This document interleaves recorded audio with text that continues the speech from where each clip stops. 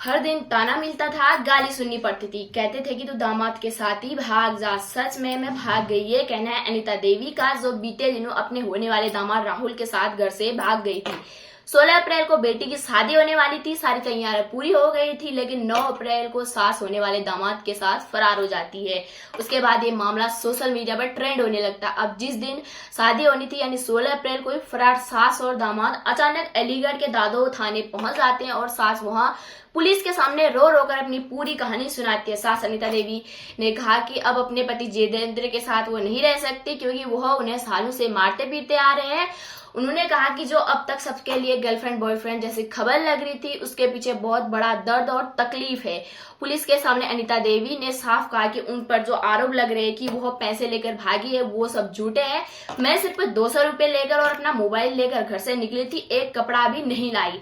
दामाद राहुल तो बस सहारा बना। अनीता देवी आगे बताती कि उसके पति जितेंद्र उन्हें महीने भर में सिर्फ 1500 रुपए देते थे और उसका भी रोज हिसाब लेते थे। कभी थोड़ा ज्यादा खर्चा हो जाता तो ताना गाली और मारपीट तो तय थी। इतने साल शादी के काट दिए मगर कभी प्यार नहीं मिला, सिर्फ अपमान, मार और ताने। रोते हुए अनीता कहती है कि हर किसी की सहने की हद होती है, मेरी हद खत्म हो गई थी। अब बताते हैं आपको राहुल दामाद से साथ अनीता देवी कैसे नजदीकियां बढ़ी। तो अनीता देवी की बेटी की शादी राहुल से तय हुई थी, शादी की तैयारियां चल रही थी। ऐसे में सास की दामाद राहुल से फोन पर बातचीत हो जाती थी। बस यहीं से बेटी शक करने लगी और घर पर भी झगड़े बढ़ गए। पति जितेंद्र ने भी ताने मारने शुरू कर दिए थे, कहते थे कि जा दामाद के साथ ही भाग जा। अनीता कहती थी जब बार बार यही सुनने को मिला तो मैंने वही कर दिया। वो कह रहे थे, राहुल का कहना था कि वो अनीता को बहुत अच्छे से जानता था। कई बार उसने देखा कि अनीता रोती रहती थी, किसी से ढंग से बात भी नहीं करती। जब वो वजह पूछी तो अनीता ने अपने दर्द की बात बताई। अब बड़ा सवाल यह है कि इतने दिनों से पुलिस फरार सास और दामाद को पकड़ क्यों नहीं पाई। आखिरकार दोनों ने सरेंडर किया। इस पर सीओ महेश कुमार ने बताया कि जांच में पता चला कि दामाद को सास ने ही एक मोबाइल फोन दिया था, जिसके जरिए पिछले 3 महीनों से दोनों के बीच घंटों बातचीत होती थी।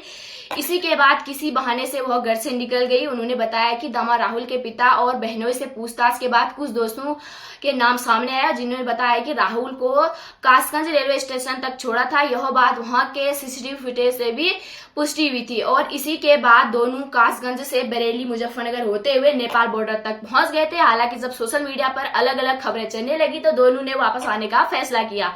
सास अनीता देवी का कहना था कि उन्हें पता था कि पुलिस पीछा कर रही है, इसलिए उन्होंने खुद ही सरेंडर कर दिया। अब वह किसी भी कीमत पर राहुल के साथ ही रहना चाहती है और उसी से शादी करने की जिद पर अड़ी है। पुलिस अब दोनों के बयानों के आधार पर कानूनी प्रक्रिया आगे बढ़ा रही है। अब सवाल उठता है कि कौन सही कौन गलत।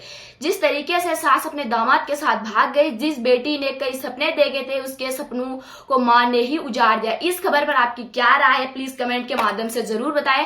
हर खबर आप तक सबसे पहले पहुंचे उसके लिए आप बेल आइकन जरूर दबाएं और हमारे चैनल को फॉलो और सब्सक्राइब करना बिल्कुल न भूलिएगा। धन्यवाद।